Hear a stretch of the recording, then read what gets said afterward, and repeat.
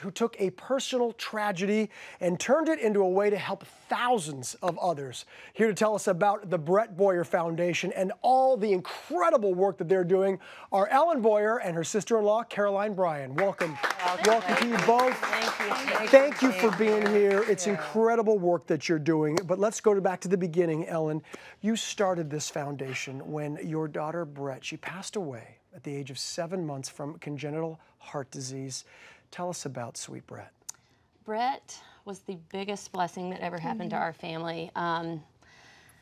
We got a prenatal diagnosis of Down syndrome and later got a congenital heart disease diagnosis. And Down syndrome ended up being absolutely the biggest blessing that has ever happened to our life. And congenital heart disease, it's a little different. It's hard to be positive when that strikes your family.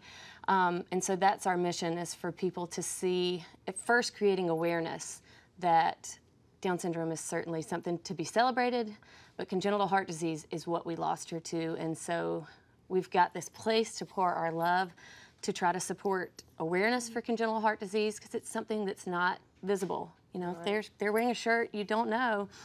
And we want to support research to make sure that this doesn't happen to one more person. But 97% of the cases all go fine after they have surgery. With Brett's particular heart defect, yes. And that's the most common type of heart defect that kids with Down syndrome have. So we were blindsided.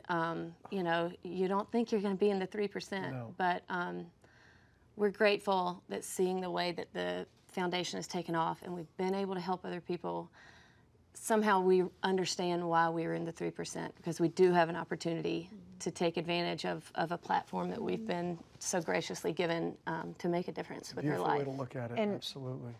For the short time that beautiful Brett was here, just the 7 months, she brought so much love and light into the world and is continuing to do so. She did. And I know this is a family tragedy. Losing Brett obviously affected everyone, not just you and your husband. And Caroline, you and your husband, music superstar Luke Bryan, decided that you, in Brett's honor, were going to start Brett's Barn on your farm in Tennessee. Why was this something important to you? Brett's Barn obviously came, it was not planned. I kind of took Luke's, he had a hunting barn on our farm, and he left to go tour and came back, and I was having it painted, and there were a few animals in the barn. But when Brett was, our family, speaking of the 3%, for some reason our family has gone through multiple tragic deaths.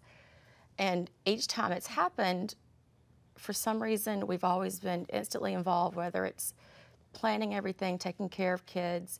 When Brett passed away, I was just watching Ellen and my brother suffer, and there's nothing I could do.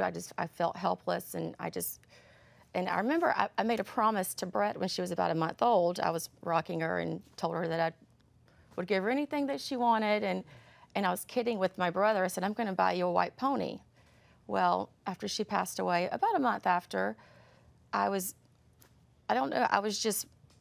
kind of how I grieved. I decided to keep that promise, and a friend of mine who, she works occasionally on a rescue farm, and she called me and said, you won't believe, but a white pony just came in, and I'm going to save it because I know you want it. I mean, I took that, another pony who had been starved, and a goat and a pig, and those animals turned into, now we have about 24. Yes. We even have a pet turkey that's He's not in a great mood all the time, but he's great. He's loved. It's just been, so something small turned into something that hopefully one day we can take it public. And not coincidence. I just love that story because there's something to that for sure. It's a beautiful story. As you mentioned, Brett's Barn is on your farm in Tennessee right now. And so tell us a little bit about what it's like, because I know you have children, you have school groups coming through to spend time with these animals. So what's it like to see when these children, you know, play with the animals or with the animals, and the difference that makes in their lives? Well, we do, since it's on our farm, we do have to go through a process, you know, whether it's, you know, because it's on private property. But when we have the perfect fit, a lot of these kids have been in the hospital for over 100 days. Oh my gosh. And they have to be cleared by a doctor to come out, and the parents almost always come with them. And the kids just light up, and the animals always behave.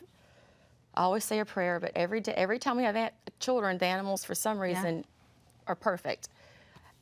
I think because they can feel it. Animals really do. have, they And can the kids sense love it. children. And the parents just, Yeah. it's like a weight has been lifted off the parents because they see their children smiling and just being like Being a back kid, to yeah. normal.